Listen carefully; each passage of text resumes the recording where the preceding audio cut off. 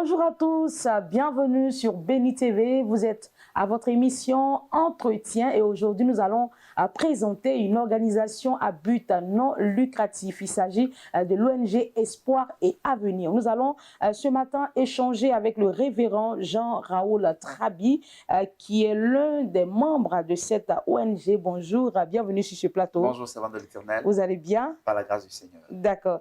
Vous n'êtes pas seul, hein, vous êtes accompagné du secrétaire et aussi représentant de cette ONG ici en Côte d'Ivoire. Il s'agit de Monsieur Louis Tété. Bonjour Monsieur Louis. Bonjour, servant de l'Éternel. Vous allez bien? Super bien. D'accord.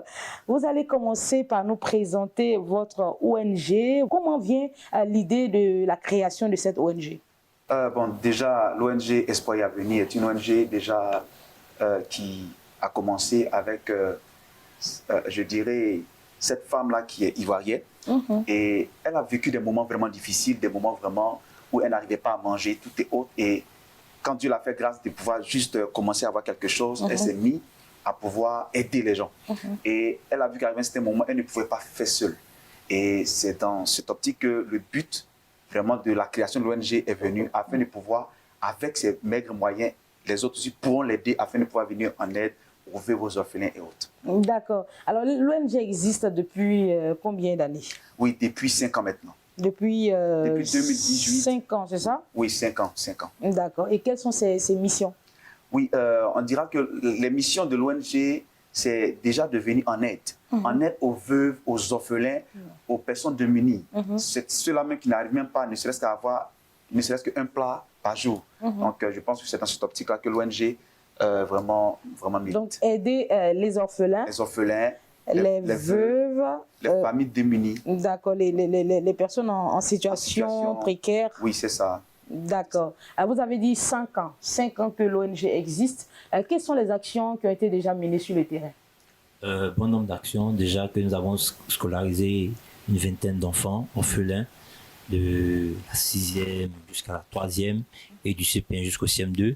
Et nous avons aussi permis à certaines veuves d'avoir au moins certaines activités, une quinzaine de femmes qu'on a dû reloger. Cette dame qu'on a relogée était dans des situations très précaires, des maisons qui tombent en lambeaux. Certaines aussi dormaient chez des personnes qui étaient presque en train de les marteler, si on peut dire, de les marginaliser en quelque sorte, et elles n'avaient pas de quoi même s'acheter un pain. Donc voilà pourquoi quand elles sont entrées en contact avec l'ONG, on a dû les aider à pouvoir au moins avoir un toit et une activité à mener.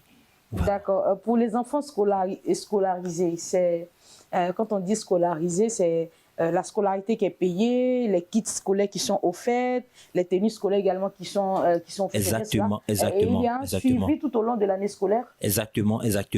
Nous devenons comme des parents pour ces enfants. Donc nous ne pouvons pas les laisser payer seulement les cours, non. Mais on va jusqu'à les suivre à l'école, voir leurs résultats scolaires et tout. En fait, pour pouvoir mieux les gérer au fil des années. Pour que ce soit des cadres de demain, en fait. Voilà pourquoi. D'accord. Alors, comment vous êtes organisé pour pouvoir financer toutes ces actions-là? Déjà, pour les finances, déjà, l'ONG aide avec déjà ses fonds propres. Et nous avons par moment, je dirais, des activités. Nous avons des ventes que nous faisons pour recueillir un peu de fonds. Et avec déjà quelques bénéfices de ces ventes-là, voilà, l'ONG vient en aide aux veuves, aux orphelins, tout est autre. Jusqu'ici, vous n'avez pas eu de subvention, de soutien, d'appui? Oui, bon, jusqu'ici, on dira qu'on a eu quelques personnes anonymes qui nous ont apporté l'aide parce que déjà, pour les enfants, par exemple, qui vont à l'école, nous demandons aussi des personnes de parrainer des enfants. Donc, souvent, il y a certaines personnes qui acceptent de pouvoir parrainer ne serait-ce qu'un enfant, 2 enfants pour leur année scolaire. Voilà, donc c'est un peu comme ça que nous travaillons. Sinon, en grande majorité, les activités sont financées en fonds propres à 80-90%, c'est ça? Par les membres de l'ONG, tout ça. Par les membres de l'ONG à 80%. D'accord. Et l'ONG Espoir et Vie est basée où? L'ONG Espoir et Avenir est basée, est basée en Suisse et nous avons une représentation ici, en Côte d'Ivoire. Et quels sont vos champs d'action, bien au-delà de la Suisse et de la Côte d'Ivoire? Oui, bien au-delà de la Suisse et de la Côte d'Ivoire, nous avons déjà nos champs d'action au niveau de, je dirais, du Nigeria. Nous avons des actions que nous menons au Nigeria, aussi au Bénin. Donc, pour le moment, ce sont ces deux pays. Nigeria et au Bénin. Nigeria et au Bénin. Nigeria et au Bénin. Ce sont des orphelins, des veuves que vous soutenez de ce côté-là? Oui, des orphelins, parce qu'il y a aussi même, je dirais, certains orphelinats avec lesquels nous sommes en partenariat. Nous apportons déjà de l'aide aussi tel que par exemple au Nigeria, c'est avec un orphelinat. Nous apportons vraiment de l'aide aussi à ces orphelins. D'accord. Par rapport au champ d'action, vous avez quelque chose à dire? Oui, au Bénin aussi, on a eu à reloger un jeune qui était dans une situation très très précaire, qui dormait dans une maison même qui était carrément inondée à tout moment. Et nous l'avons relogé, nous l'avons emmené dans une maison et lui avons donné au moins de l'aide pour qu'il puisse au moins s'en sortir. Voilà. Quand vous relogez, c'est la caution qui est payée, le loyer, sur combien de temps? Ou bien vous le faites jusqu'à ce que la situation s'améliore? Non, nous payons jusqu'à 5 mois et nous donnons une activité à cette personne, de sorte que cette personne puisse au moins se payer son loyer. Voilà. Vous donnez une activité, vous financez une activité. Nous finançons même, je peux dire. Nous finançons à raison d'une certaine somme et puis la personne peut au moins se prendre en charge quelques mois après. D'accord. C'est vous qui permettez à la personne de choisir l'activité qu'elle souhaite faire ou vous imposez l'activité? On n'impose pas d'activité. D'accord. On n'impose pas d'activité. En même temps, si la personne choisit, il faudrait que l'ONG ait les fonds nécessaires, voilà, pour pouvoir accompagner. Oui, exactement. Mais nous permettons à cette personne de prendre une activité qui demain, elle-même, elle pourra continuer cette activité. Pas une activité, oulala, comme certains ont tendance à faire. Non, essayer de monter une activité. Ils vont partir prendre une activité qu'eux-mêmes ne sauront pas faire. D'accord. Nous subventionnons ces activités-là. Ils peuvent prospérer dans le temps. D'accord. Alors, pour les veuves que vous financez, est-ce que vous le faites à 100% gratuit ou la somme est donnée et il y a un temps qui est donné pour le remboursement? Oui, bon, déjà à ce niveau, j'aimerais dire que pour les femmes veuves, quand on les reloge, c'est pas remboursable. C'est pas remboursable.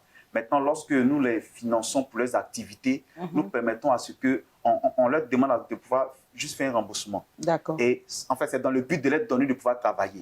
Voilà. Et quand on voit que vraiment elles travaillent, le remboursement n'est pas pris. On reprend ça encore pour les aider, encore pour faire. Exactement. C'est un cycle, hein. Il faut que ça continue. D'accord. Alors, vous êtes sur notre plateau, nous sommes en 2024. L'année commence à peine. Quels sont vos projets à moyen terme? Ok, déjà à moyen terme, cette année déjà, nous avons 5 femmes veuves que nous devons reloger. Nous avons déjà des enfants orphelins que nous devons aussi aider. Est-ce qu'on peut aller avec des chiffres déjà? Avec des chiffres. Déjà, parlant déjà des femmes veuves, comme je dis, on a 5 femmes veuves que nous devons déjà reloger parce qu'elles sont dans des situations vraiment précaires. Voilà. Et comme je le disais aussi, il y a des enfants orphelins qui se sont, en fait, avec leur mère, ils se sont séparés. Il y a eu déjà, voilà, on doit les relocaliser, on doit les mettre ensemble. Voilà, donc déjà, nous avons déjà trois familles que nous devons mettre ensemble. Donc nous sommes en train de travailler aussi dans cette optique-là. Voilà, et je dirais aussi que comme déjà à chaque période, à chaque fête, nous avons déjà, je dirais, des dons que nous faisons. Donc déjà, à la fête de Pâques, déjà, nous avons déjà des dons que nous allons faire aux femmes veuves et aux orphelins et les fêtes de fin d'année aussi, comme nous avons des fêtes de Noël, tout ça. Voilà. D'accord. Tous ces projets-là nécessitent forcément un soutien, un accompagnement, des financements. Et je comprends tout de suite que votre passage sur ce plateau, c'est pour bien sûr solliciter les âmes généreuses à vous accompagner. On va vous donner l'occasion donc de lancer votre message à l'endroit de nos téléspectateurs. Oh, vraiment, j'aimerais lancer ce message, cet appel à tous ceux qui me suivent, à tous ceux qui nous écoutent maintenant. Il y a un orphelin qui est là, il y a une femme veuve qui est là, qui a besoin d'un soutien. Nous avons beaucoup de choses à faire et nous avons besoin de moyens financiers.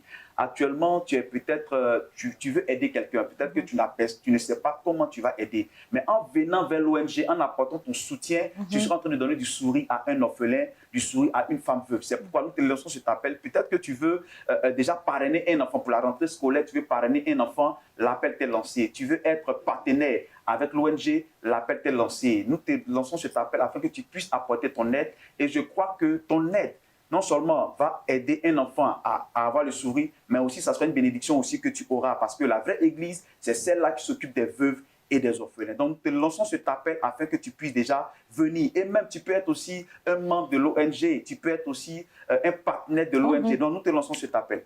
Voilà, un message a bien passé, la Bible dit, hein, la religion sans tâche et sans défaut est celle qui consiste à prendre soin des veuves et des orphelins. Ce sont des actions qui réjouissent le cœur de Dieu. Le message de l'ONG Espoir et Avenir est passé sur nos antennes et rassurez-vous, nos téléspectateurs sont nombreux ici en Côte d'Ivoire, en Suisse, au Bénin, au Nigeria, partout en Afrique, dans le monde entier. Ils vont certainement réagir de manière prompte. On va sûrement laisser les contacts pour donner l'occasion à ceux qui sont prêts à réagir de le faire maintenant. Ok, bon, déjà pour les contacts, nous avons déjà un numéro monnaie qui est le 07 99 10 15 35.